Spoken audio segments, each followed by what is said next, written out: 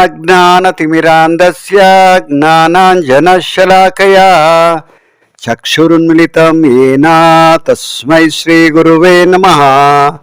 नमो विष्णुपादाय कृष्णप्रेष्ठाय भूतले श्रीमते भक्तिवेदान्तस्वामिनिति नामिने। नमस्ते सरस्वती देवे गौरवाणी प्रचारिणे निर्विशेष शून्यवादी पाश्चात्य देशतारिणी। जय श्री कृष्ण चैतन्य प्रभु नित्यानंद श्री अद्वैत गदाधर श्रीवासादि गौरभक्तवृंद। हरे कृष्ण कृष्ण कृष्ण हरे हरे, हरे राम राम राम हरे हरे। ಹರೇ ಕೃಷ್ಣ. ಎಲ್ಲಿಗೂ ಆತ್ಮೀಯ ಸ್ವಾಗತ. ಭಗವದ್ಗೀತಾ ಯಥಾರೂಪ ಅಧ್ಯಾಯ 11 ಶ್ಲೋಕ 40. ನಮಃ ಪುರಸ್ತಾತ್ ತತ ಪೃಷ್ಠತಃ ನಮೋ ಅಸ್ತು ತೇ ಸರ್ವತಾ ಏವ ಸರ್ವಾನ್ ಅನಂತ ವೀರ್ಯ ಅಮಿತ ವಿಕ್ರಮತ್ವಂ ಸರ್ವಂ ಸಮಾಪ್ನೋಷಿ ತಥೋ ಅಸಿ ಸರ್ವೇ. ಅನುವಾದ: ನಿನಗೆ ಮುಂದಿನಿಂದ ಹಿಂದಿನಿಂದ ಎಲ್ಲ ಕಡೆಗಳಿಂದ ಪ್ರಣಾಮಗಳು. ಅನಂತ ವೀರ್ಯನೇ, ನೀನು ಅನಂತ ಪರಾಕ್ರಮದ ಪ್ರಭು, ನೀನು ಸರ್ವವ್ಯಾಪಿ, ಆದುದರಿಂದ ಎಲ್ಲವೂ ನೀನೇ. ಭಾವಾರ್ಥ: ತನ್ನ ಗೆಳೆಯನಾದ ಕೃಷ್ಣನ ವಿಷಯದಲ್ಲಿ ಪ್ರೀತಿಯ ಹರ್ಷೋನ್ಮಾದದಲ್ಲಿ ಅರ್ಜುನನು ಕೃಷ್ಣನಿಗೆ ಎಲ್ಲ ಕಡೆಗಳಿಂದ ನಮಸ್ಕಾರವನ್ನು ಅರ್ಪಿಸುತ್ತಾನೆ. ಎಲ್ಲ ಶಕ್ತಿ ಸಾಮರ್ಥ್ಯಗಳ ಪ್ರಭು ಅವನು. ರಣರಂಗದಲ್ಲಿ ನೆರೆದಿರುವ ಎಲ್ಲ ಯೋಧರಿಗಿಂತ ಶ್ರೇಷ್ಠನಾದವನು ಎನ್ನುವುದನ್ನು ಅವನು ಒಪ್ಪುತ್ತಾನೆ. ವಿಷ್ಣು ಪುರಾಣದಲ್ಲಿ ಹೀಗೆ ಹೇಳಿದೆ: ಯೋ ಅಯಂ ತವಾಗತೋ ದೇವ ಸಮೀಪಂ ದೇವತಾಗಣ ಸತ್ವಂ ಏವ ಜಗತ್ಸೃಷ್ಟ ಯತ ಸರ್ವಗತೋ ಭವಾನ್. ದೇವೋತ್ತಮ ಪರಮಪುರುಷನೇ, ನಿನ್ನ ಮುಂದೆ ಯಾರೇ ಬರಲಿ ಅವರು ದೇವತೆಗಳೇ ಆಗಿದ್ದರೂ ಅವರನ್ನು ಸೃಷ್ಟಿಸಿದವನು ನೀನೇ. ಹರೇ ಕೃಷ್ಣ. ಇಲ್ಲಿಗೆ ಭಾವಾರ್ಥ ಮುಕ್ತಾಯ ಆಗುತ್ತೆ. ಈ ಶ್ಲೋಕದಲ್ಲಿ ಅರ್ಜುನ ಕೃಷ್ಣನಿಗೆ ಮುಂದಿನಿಂದ ಹಿಂದಿನಿಂದ ಎಲ್ಲ ಕಡೆಗಳಿಂದ ಪ್ರಣಾಮ ಅಂದರೆ ನಮಸ್ಕಾರ ಮಾಡ್ತಾ ಇದ್ದಾನೆ. ಅನಂತ ವೀರ್ಯನೇ, ನೀನು ಅನಂತ ಪರಾಕ್ರಮದ ಪ್ರಭು. ಈಗ ಅರ್ಜುನನಿಗೆ ಮನದಟ್ಟಾಗ್ತಾ ಇದೆ. ಯಾತಕ್ಕಂದ್ರೆ ವಿಶ್ವರೂಪ ದರ್ಶನ ನಂತರ ತನ್ನ ಅರಿವಿನ ಪ್ರಭಾವ ಇರ್ಬೋದು ಅಂತ ನಾವು ಊಹಿಸ್ಕೋಬಹುದು. ಅಂದ್ರೆ ಇಲ್ಲಿ ಏನು ವರ್ಣನೆ ಮಾಡ್ತಾ ಇದ್ದಾನೆ ಅದು ವಿಶ್ವರೂಪ ದರ್ಶನದ ನಂತರ ಅರ್ಜುನನ ಲೆಕ್ಕಾಚಾರ ಇದು. ಅದಕ್ಕೆ ಮುಂಚೆ ಅಂದ್ರೆ ವಿಶ್ವರೂಪ ದರ್ಶನ ಆಗೋದಕ್ಕಿಂತ ಮುಂಚೆ ಕೃಷ್ಣನನ್ನ ತನ್ನ ಆಪ್ತ ಗೆಳೆಯ ಅಂತ ತಿಳ್ಕೊಂಡಿದ್ದ ಅರ್ಜುನ.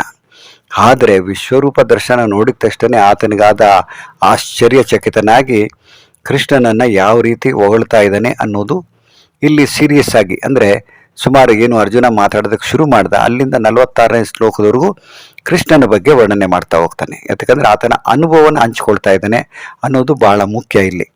ಈ ಶ್ಲೋಕದಲ್ಲಿ ಕೂಡ ಏನು ಹಿಂದಿನಿಂದ ಮುಂದಿನ ಎಲ್ಲ ಕಡೆಯಿಂದ ಪ್ರಣಾಮ ಮಾಡ್ತಾರೆ. ನಾವು ಕೂಡ ಯಾರು ದೊಡ್ಡವರು ಬಂದಾಗ ಮೊದಲನೇದಾಗಿ ನಮಸ್ಕಾರ ಮಾಡ್ತೀವಿ, ಅಥವಾ ತುಂಬ ಹಿರಿಯರು ಬಂದಾಗ ಅಥವಾ ಯಾರು ಸಾಧು ಸಂತರು ಮನೆಗೆ ಬಂದಾಗ ಅವ್ರಿಗೆ ಪೂರ್ಣ ಪ್ರಮಾಣದ ದಂಡವತ್ ನಮಸ್ಕಾರ ಮಾಡ್ತೀವಿ. ಅಥವಾ ದೇವಸ್ಥಾನಕ್ಕೆ ಹೋದಾಗ ಮೊದಲನೇದಾಗಿ ಯಾರೇ ಭಕ್ತರು ಸಿಕ್ಕಿದ್ರೆ ಅವ್ರಿಗೆ ಪ್ರಣಾಮ ಮಾಡ್ತೀವಿ, ನಮಸ್ಕಾರ ಹೇಳ್ತೀವಿ, ನಮಸ್ಕಾರ ಗುರುಗಳೇ ಅಂತ ಹೇಳ್ತೀವಿ.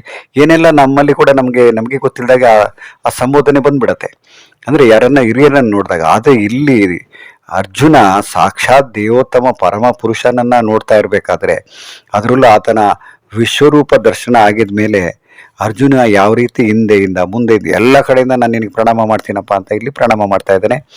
ನಂತರ ನೀನು ಸರ್ವವ್ಯಾಪಿ ಅಂತ ಕೂಡ ಹೇಳ್ತಾ ಇದ್ದಾನೆ. ಅಂದ್ರೆ ದೇವತೆಗಳನ್ನು ಕೂಡ ಸೃಷ್ಟಿ ಮಾಡಿದ್ದು ಭಗವಂತನೇ. ಯಾಕಂದ್ರೆ ದೇವತೆಗಳನ್ನು ಸೃಷ್ಟಿ ಮಾಡೋದಕ್ಕೆ ಬ್ರಹ್ಮನನ್ನ ನಿಯೋಜನೆ ಮಾಡ್ತಾನೆ ಭಗವಂತ.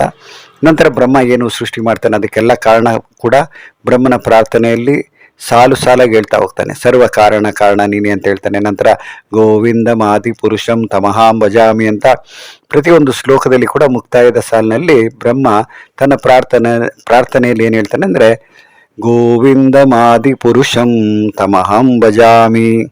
ಅಂದ್ರೆ ಯಾವ ರೀತಿ ಪ್ರಾರ್ಥನೆ ಮಾಡೋದು ಅನ್ನೋದನ್ನು ಕೂಡ ಬ್ರಹ್ಮ ಹೇಳ್ಕೊಡ್ತಾರೆ ನಮಗೆ.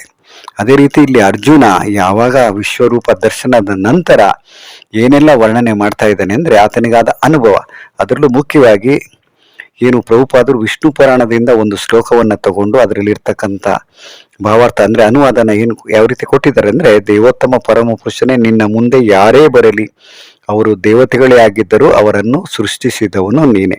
ಅಂದರೆ ಪ್ರತಿಯೊಬ್ಬರು ಭಗವಂತನಿಗೆ ಪ್ರಣಾಮ ಮಾಡಬೇಕು. ಅದು ಮುಖ್ಯವಾಗಿ ತಿಳ್ಕೊಳ್ಬೇಕಾಗಿರ್ತಕ್ಕಂಥ ಸಂಗತಿ ಇಲ್ಲಿ. ನಂತರ ಮುಂದಿನ ಅಧ್ಯಾಯಗಳಲ್ಲಿ ಭಗವಂತನೇ ಹೇಳ್ತಾನೆ, ಅಹಂ ಬೀಜ ಪದ ಪ್ರಿತ ಅಂತ ಹೇಳ್ತಾನೆ. ಅಂದರೆ ನಾನು I am the seed giving father ಅಂತ ಹೇಳ್ತಾನೆ ಕೃಷ್ಣ. ಅಂದರೆ ಪ್ರತಿಯೊಬ್ಬರ ಹುಟ್ಟಿಗೆ ನಾನೇ ಕಾರಣ ಅಂತ ಹೇಳ್ತಾನೆ. ಅದೇ ರೀತಿಯಲ್ಲಿ ಅರ್ಜುನ ಕೂಡ ದೇವತೆಗಳು ಕೂಡ ನೀನೇ ಕಾರಣ ಅಂತ ಇಲ್ಲಿ ಹೇಳ್ತಾ ಇದ್ದಾನೆ. ನಂತರ ಇಲ್ಲಿ ಭಾವಾರ್ಥದಲ್ಲಿ ಸಾಕಷ್ಟು ವಿಷಯನ ಪ್ರಭುಪಾದರು ಕೊಟ್ಟಿಲ್ಲ. ನಂತರ ಮುಂದಿನ ಶ್ಲೋಕ ಅಂದರೆ ಈ ಮುಂದೆ 2 ಶ್ಲೋಕ ಬರುತ್ತೆ, ಅಂದರೆ 41, 42. ಅದರಲ್ಲಿ ಬಹಳ ಮುಖ್ಯವಾಗಿ ಅರ್ಜುನ ತನ್ನ ತಪ್ಪಿನ ಅರಿವನ್ನು ಹೇಳ್ಕೊಳ್ತಾನೆ. ಅದು ಯಾವ ರೀತಿ ಇರತ್ತೆ ಅದು ಬಹಳ ಮುಖ್ಯವಾಗಿದೆ ಆ 2 ಶ್ಲೋಕಗಳು. ಆದರೆ ಇಲ್ಲಿವರೆಗೂ ಏನೆಲ್ಲ ತನ್ನ ಅನುಭವ ಆಯಿತು, ತನ್ನ ಅನುಭವದಿಂದ ಭಗವಂತನನ್ನು ಯಾವ ರೀತಿ ವರ್ಣನೆ ಮಾಡ್ದ, ನಂತರ ಭಗವಂತನಲ್ಲಿದ್ದ ಇರ್ತಕ್ಕಂಥ ಶಕ್ತಿ ಪ್ರತಿಯೊಂದನ್ನು ಹೇಳ್ತಾ ಹೋದ. ನಂತರ ಮುಂದಿನ 2 ಶ್ಲೋಕಗಳಲ್ಲಿ ತನ್ನ ತಪ್ಪಿನ ಅರಿವನ್ನು ಕ್ಷಮಾಪಣೆ ಮಾಡು ಅಂತ ಕೇಳ್ಕೊಳ್ಳೋದು ಬಹಳ ಮುಖ್ಯವಾದಂಥ ಶ್ಲೋಕಗಳು ಬರುತ್ತೆ. ಆ 2 ಶ್ಲೋಕವನ್ನು ನಾವು ನಾಳೆ ಚರ್ಚೆ ಮಾಡೋಣ. ಹರೇ ಕೃಷ್ಣ.